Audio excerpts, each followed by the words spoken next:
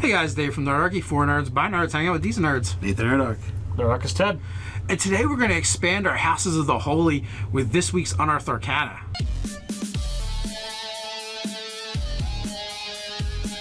Jump in the description below where you can find Nerdarchy, the newsletter. Learn how to game with Nerdarchy, as well as get weekly RPG tips delivered to your inbox. Yes. Let's go into what we actually get. The Forge. So the Forge domain I thought was pretty cool. As we said, you get the heavy armor proficiency. Which does make sense. Which makes sense for this one.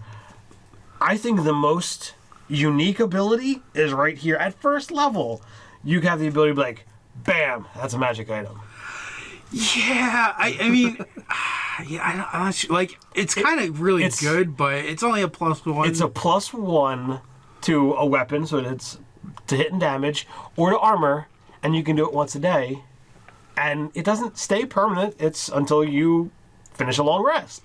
Yeah, meaning so you can swap it out every day. You can swap it out, but I think it's kind of cool. And it has a multifunction thing where you can trade it out to either one of your things or one of your one of your party members. But at the same time, as it's built in, you now have something. If you have someone that wants to be a little bit more shady, it's a magic item.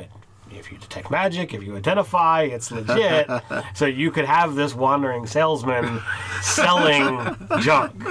And no, he's selling legitimate magic items. Just tomorrow it won't be. So, and then when you come back to him, what are you talking about? It's fine, use it. And sure enough, it can. And I don't know what happened. So, oh man, it's a decent first level ability that you're going to kind of grow out of.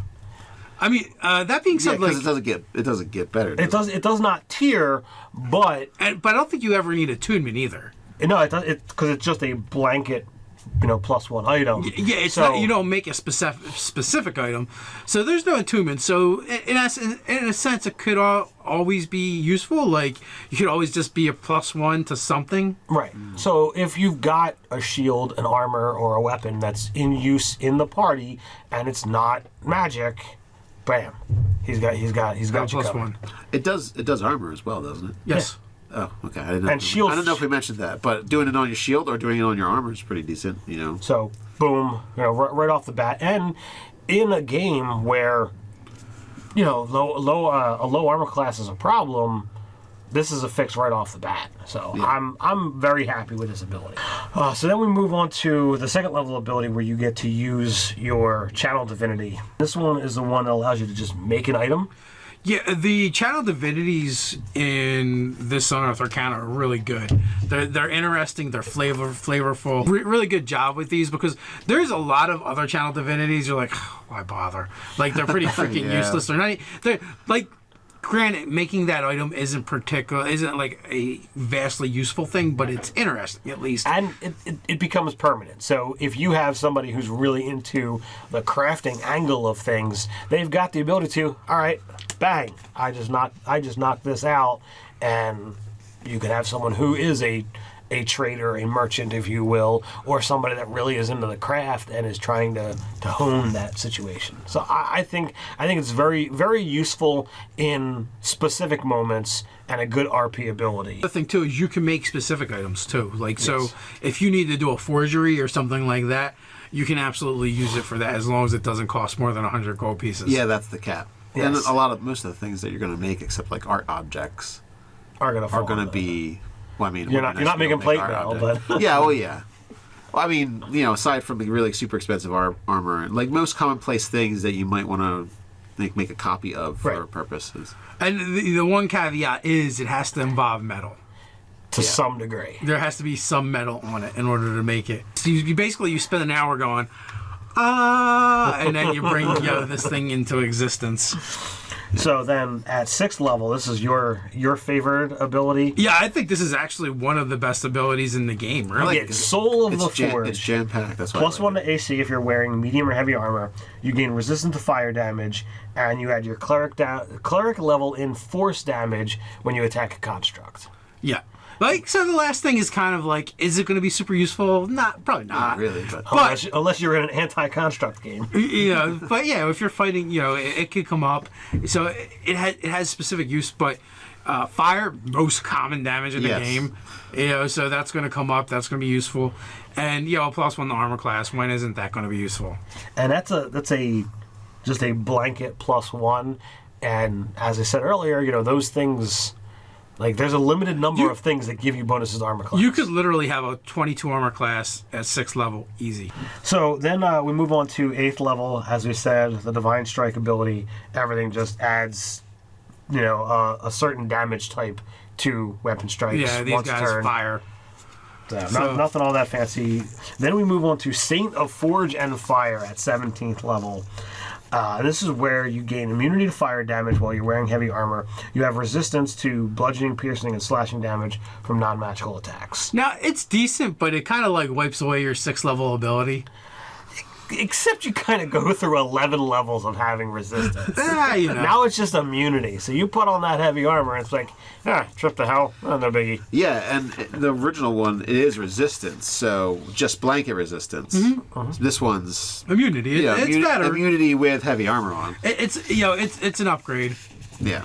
And then also I think worth mentioning as well is the domain spells. Does this one get Searing Smite? So they get access nice. to a paladin, and they get shield too, which is a mage. So so they're getting those two added to their spell list. Not bad at all. That's a good mix. Everything else is what you would expect, except for maybe Fabricate. I think clerics get Animate Object, but I don't Fabricate's a wizard spell. Yeah, Fabricate's Just a wizard spell. That is a good one. Yeah. and Wall of Fire. So Wow. So Fabricate, Wall of Fire, and Searing Smite and Shield are all things you have to look forward to. That is actually something that I overlooked. That is a pretty darn good list. Yeah, there's a couple of them on here that are worth mentioning for each of them. So each of them get their own kind of thing that's in those bonus spells that are worth taking a look at. False Life, you would know this better than me, Nate. Is that a wizard spell or is that a cleric spell as well? I know it's a wizard That's spell. a wizard spell. I don't know if it's cleric, but I think it's warlock, or warlocks can get access to it. Through an invocation. Warlocks can, but I do not think I cleric don't think does. it's cleric spell. Because that brings us to the grave domain, which is a little bit misleading. I feel like they put a little bit of a bait and switch here. I know I said it with the barbarian, but I don't think anybody's going to be able to refute me on this one. The grave, man, that sounds creepy and undead-like, but these guys are the opposite. This is the life domain 2.0. And the death domain was already taken, so, what else are you going to call it? Yeah, I don't know, maybe the afterlife domain? That could be, yeah. There's Or, all of its abilities, except for some kind one. of gatekeeper or Renewal domain, maybe? Renewal wouldn't be bad. But so, guys, what are we talking about? What we're talking about here is a grave Reapers. domain, and basically, like Ted said, it is Life 2.0 because they are actually anti-undead. They're anti-undeath. Basically, they are all about making sure death gets its due. No cheating the Reaper. That's right. So, at first level, if you use a healing spell on someone at 0 or below, the die for your healing spells are maxed, which I thought was kind of cool. And I read it and I'm like, this doesn't make sense. How is this the grave domain if it's affecting your healing spells? That makes no sense. And at first I read that too. I was like, okay, at 0, you get max. I'm like, well, how often is that going to come up? Like, that's kind of lame. But then I read as a bonus action, they can cast the Spare the Dying cantrip. It would be a little bit better if it wasn't a touch spell, because you have to be next to him. But then again, you can run up to one of your boys and be like, don't die! And then, do your thing. You still have your action to take. You still have your reaction. Technically, you'd be able to cast Spare the Dying on this dude, heal the person that's already up, and the next round, since he's at 0, bang, you can heal him for more, and you've used 2 healing spells in 1 round. We also have Eyes of the Grave. Oh, and of course, being the grave domain, you're not going to be able to do that effectively without wearing heavy armor. Oh, of course not. No. Very important. Yeah. So when you're running over to people, so it is Life 2.0 combat medic. We have Eyes of the Grave, also first level, and this is basically you go for a minute and you can concentrate and focus on finding any undead within a mile of you. So it's a cool ribbon ability, not bad. You get to use that once per day, basically once per long rest. Then we have our channel divinity, which this one I really enjoy the flavor of this one, and now this one is a little less like good life cleric feel to it, because it's basically you have the ability to mark someone for termination of their life. The exact wording is something like that. They use the word termination in there. Mark another creature's life force for termination is exactly what it reads. And what that means is the next attack that they get hit by, they have vulnerability. Regardless of what they had, if they were immune, if they were resistant, nope, they're vulnerable. No, it doesn't really work that way. But you're close. They're vulnerable. Unless they had resistance or immunity, then it affects them normally. So they lose resistance for that. Yeah, for that one attack. So it's going to be useful no matter what. That's an awesome use of channel divinity compared to some of the other ones you can use. Oh, absolutely. Even turning undead in this edition is very wonky. It's not so much wonky, but lackluster, right? Marking their life force for termination. There's nothing lackluster about that. And then the damage is, you're just going to do double damage essentially, depending on what time of damage it is. And if you just happen to time that well with one of the other players, like on a crit or something, you're going to double it again. So you get an ambush with your assassin friend and be like, all right, do it. Now's the time. Now's the time. Person explodes. Yeah. Wait until I wait. Basically, what it is it's almost like you're laser marking them. For the nuclear assault. Bring it in, boys. We have Sentinel at Death's Door. This is the 6th level ability, and you get to use this. Short rest, long rest. And as a reaction, you can see an ally you can see within 30 feet of you suffers a critical hit. You go, nah, not this time, buddy. And so basically, once per rest, you just stop a crit. Yeah. That's pretty darn nice. Or crit-like ability, right? So if it's an ability that would duplicate a crit or cause a crit, you deny that ability. So again, like we also discussed this off camera about being like shuts down the assassin. Yeah, the anti-assassin ability once anyway. Yeah, but once per rest is pretty nice though. It's not bad. We were at 8th level. We know what that is. It's going to be extra damage. Is this one necrotic? Or is it radiant? Necrotic. All right, that makes it a little more grave-like. It does, but I almost feel like with the rest of the theme, I'm not sure if radiant would be more in line. But it's the grave domain, so let's make it necrotic damage. It makes most sense. Well, I mean, he's marking people for death earlier, so a little bit of light, a little bit of dark. So I think I agree with you that this should be called a gatekeeper. Yeah, but then gatekeeper of what? Like it doesn't. Graves kind of directs your thoughts towards a certain area, but gatekeeper, I like the name too, but you should write them. So Nathan Nerdog says this should be gatekeeper. Than Undying something, I don't know. Yeah. And then we have 17th level Keeper of Souls. You gain the ability to manipulate the boundaries between life and death. When an enemy you can see dies within 30 feet of you, one ally of your choice within 30 feet of your gains hit points equal to the enemy number of hit dice. So there's no limit on this other than once a round. You can use this feature as long as you aren't incapacitated and no more than once per round. So you use your reaction every time something dies. Know what it kind of reminds me of? 3rd edition, the Death Knell spell. Yes. It never got used really, but it was like my favorite spell. Oh, it got used once. Did I use it on one of you guys? Yeah. Did someone go down and I just used it to end them? You did. Yeah. Yeah. Like you had something that was like anti-paladin-esque, and he's like, boom! Like, It was such a dick move, but it was probably integral to the story and plot line of the game. So I love this ability. Nate and I were talking off camera while we were waiting for Dave to show up, and I'm like, yeah, this is the kind of thing where it's like, all right, I see the high-level adventurers that they don't want to rest. They're like, all right, we're low on hit points. Let's go fight a bunch of goblins. Yeah. Let's go troll this group. Or in true murder hobo fashion, they just go through the town decimating it. See, I was thinking of still doing something heroic. Like I could buy a healing potion from you, or drink your soul. Although it is according to their hit dice, so you're not getting very many hit points back. It's like 1 point a round. Like, oh my god, this is gonna take a whole orphanage. Oh, it's their hit dice equal. That's how many hit points you get. Yeah. Oh, okay. I didn't know if it was like a roll amount. I wasn't listening. That's why I was saying a horde of goblins. Yeah. I mean, even a dragon's only gonna, even like an ancient dragon's only gonna give you 20 hit points. So. Oh, okay. Wah, wah, wah. But yeah. Yeah.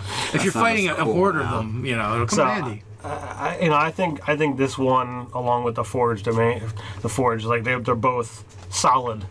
Oh yeah, it's absolutely good. Again, you get a ton of great spells. Bane, False Life, General Repose, Ray of Enfeeblement, Revivify, Vampiric Touch, Blight, Death Ward, Anti-Life Shell, Raise Dead.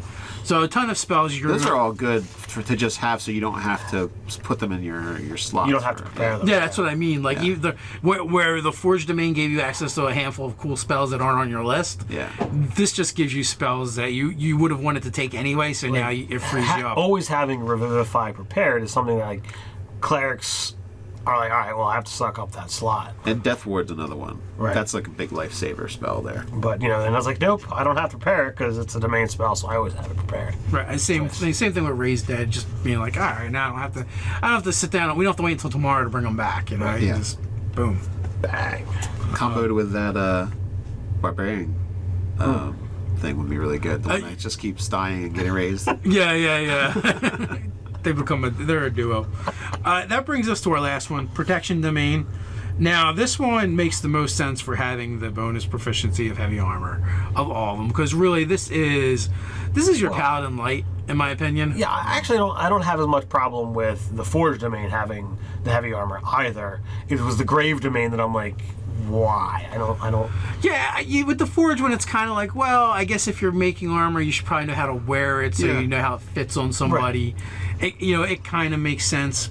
But yeah, the Grave one was just weird. It's just like, oh, we need to give you another ability here to make you combat effective. Right. Because D&D is only about combat and murder hoboing. So we have to reinforce the Shield of Faith. It's not what you think. So they get an ability called Shield of Faith, which is essentially the protection fighting style. Right. Except for they don't need a shield to do it.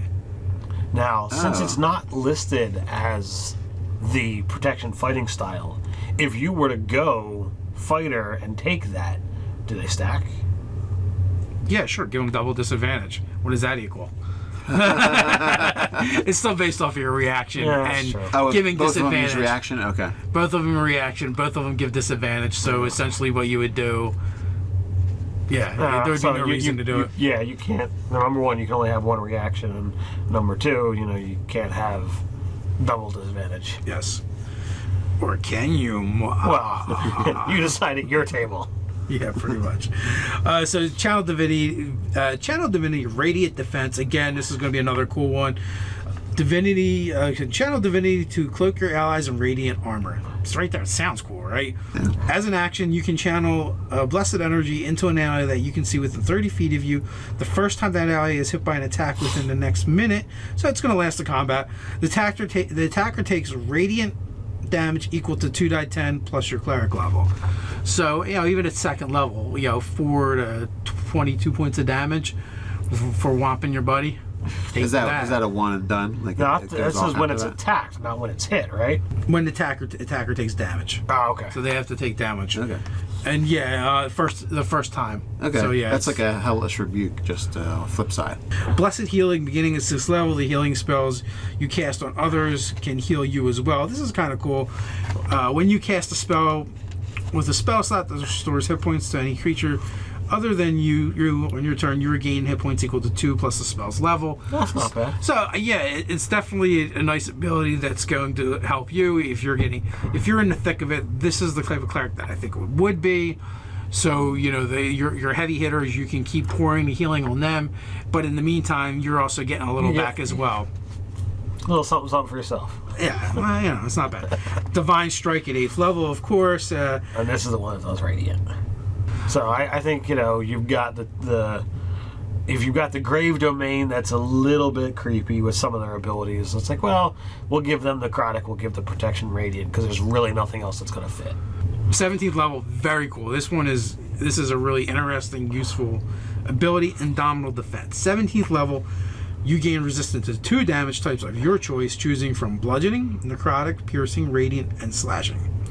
Whenever you finish a short or long rest, you can change the damage type you choose, right? right? It's not bad already. It's decent. Yeah. You just basically But resistance. you can. But there's more. Yeah. As an action, you can temporarily give up this resistance and transfer it to one creature you touch. It doesn't have to be an ally. The key creature keeps the resistance until the end of your next short or long rest, or until you basically want it back as a bonus action. You bring it back. Get over here. Wow, that's really good. It is. It's interesting. It's flavorful. It definitely goes with the whole idea that you're a protector. All in all, this is one of the best Unearthed Arcana for archetypes. Every one of them's a win. The bludgeoning, piercing, slashing it doesn't state non-magical, so Nope. I noticed that as well. Yeah, it's really good. Because at 17th level, it would be lame to give them non-magical bludgeoning. It's like, all right, resistance. we're gonna go fight the dragon. you mean like the forge? Well, I mean, is that really to non-magical? Oh, Yeah. All right, so we're gonna go fight the dragon, who does fire and slashing damage. His bite might do piercing, but you know what? I think I'll take fire and slashing. There we go. Let's go fight. These guys also get a couple spells that aren't on their list. Compel Duel is a paladin, clearly. Which is a good one. Slow, I don't believe, is on the cleric's list. No. Fairly certain. they get shield. No. No, they don't get Adeluke's Resilient Sphere. Oh, that's nice. That's not on there, and Wall of Force. So they definitely get access to some things that they normally wouldn't get, which is kind of cool again, and it very thematic, fits with it. I would play any three of these. Like the Forge one would be great to play as a dwarf. Oh, absolutely. Especially as a dwarf with that one. I mean, by at 6th level you have resistance to fire and poison, like the most two common types of damage in the game. And at 6th level, you're talking about having a 22 armor class. Yes. And then on top of that, it's like, I can get a shield. I think SMR for the Graves one would be really cool. Kind of like the whole kind of like Divine Reaper kind of aspect. Oh yeah. Well, also if you're talking Azamar, the protection one protection is really good as well, and it also is your wisdom for cleric, so it works all the way around. Yeah. You just have that stupid high charisma. What are you gonna do with that? Well, clerics are known to be, talkers as well. So Yeah, having a you're decent like the charisma. face character of the Graves. Well, you're wearing heavy armor, so you just dump your decks anyway. Yeah. Yeah, So there it you doesn't go. matter. 8 decks. Would you say hate decks? Hate decks. hate decks. Hate the decks. Nate hate decks. And it keeps with the Wizards of the Coast Murder Hobo theme of making sure it's all about combat. That's why I say the charisma is pointless. Unless you're a charisma-based caster, as per Wizards of the Coast. So what do you guys think? Have you had a chance to check out the Unearthed Arcana for the cleric? Let us know what you think in the comments below. While you're at it, don't forget to like, share, and subscribe. You can check us out over at nerdarchy.com. You also check us out over at Facebook. So until next time, stay nerdy.